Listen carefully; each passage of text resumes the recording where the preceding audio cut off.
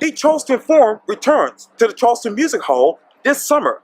In this edition of Quintin's Close-Ups, I sit down one-on-one with the executive director of the Charleston Forum, attorney Brian Duffy, one-on-one.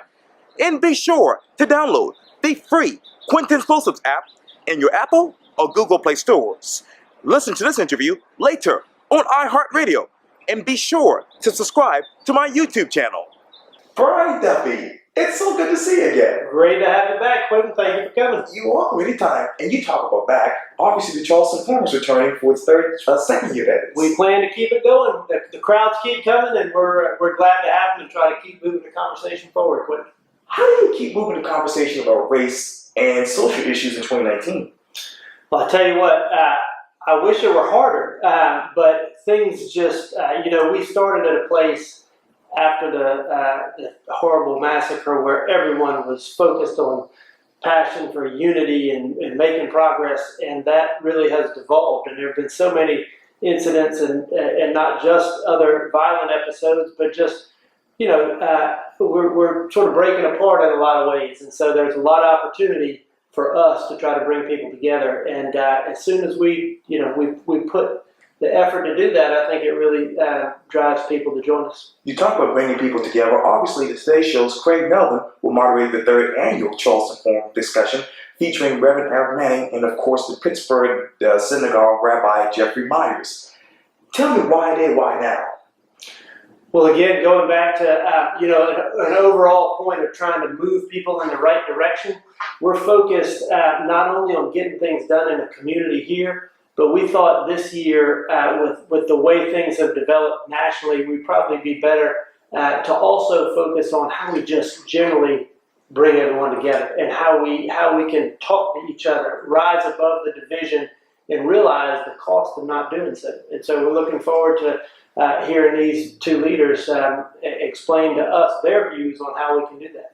And the press release goes on to say this, actually. The Charleston Forum provides the community with different perspectives on issues involving race and a direct path to address issues of criminal justice and policing, education, economic opportunity, and the future of the past. Talk to me about the future of the past. Well, that's something we identified early on, and we've continued with these topics throughout the Charleston Forum's efforts. But the future of the past is something that was a way we describe how you deal with statues, statues, street names, other public displays that in modern times, and perhaps in the past as well, but are recognized at least by a good portion of the population as somewhat offensive. How do you address those types of issues? And so, again, we want to bring people together. There's not one answer to these things, Quintin, that we want to hear people's perspectives, and only then will we be able to move together as a group when we understand one another and understand what the opportunities are for addressing these issues. And you obviously talked earlier about the Murray Emanuel tragedy. It's going to be 4 years, I believe, coming up in June. Tell me, where are you emotionally 4 years later? It's hard. It's hard for everyone, because, time goes on for sure. But the pain of the families that we've gotten to know, it doesn't leave.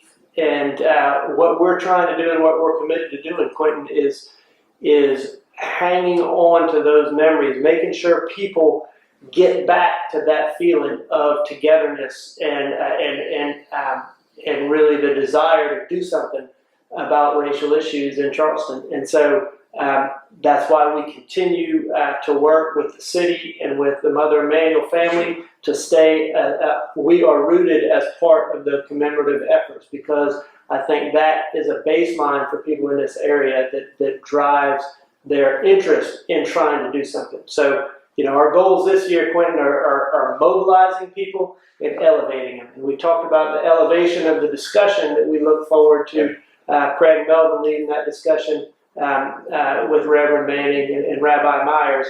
In the mobilization we want to do, we're going to have a number of public officials here describing what they're doing to make a difference and how can people get together, mobilize, and make those things happen.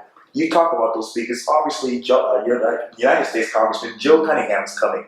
Mayor John Tecklenburg of Charleston, Public Defender from Charleston County, Ashley Pendleton, Chief Luke Reynolds of the Charleston Police Department. The lineup also includes South Carolina Senator Marlon Kempton, South Carolina Representative Nancy Mace, Peter McCoy Jr., and Marvin Pendarvis. Talk to me more about those people and why they're coming to this forum. Well, I'm very proud of them, Quintin. I'm proud to have them representing us. I think what our whole audience needs to understand is no one involved in any of these forum events gets paid to come here. They're coming to share their ideas and their views, and so that they ought to be afforded a baseline of respect by everyone for the fact that they're paying attention to this and trying to get some things done in one of these categories we talked about.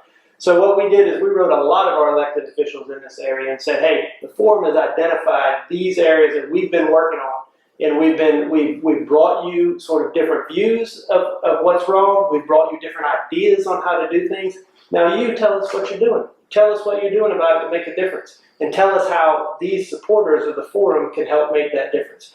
And so all of the public officials you just identified, Quintin, are people who responded to that call. There are many who didn't, but these are your leaders who are focused on these issues, and we're glad to have them come tell us what they're working on. And obviously, and I'm mistaken to say 2 years, but obviously Charleston Forum has been going on for 3 years. Mm-hmm.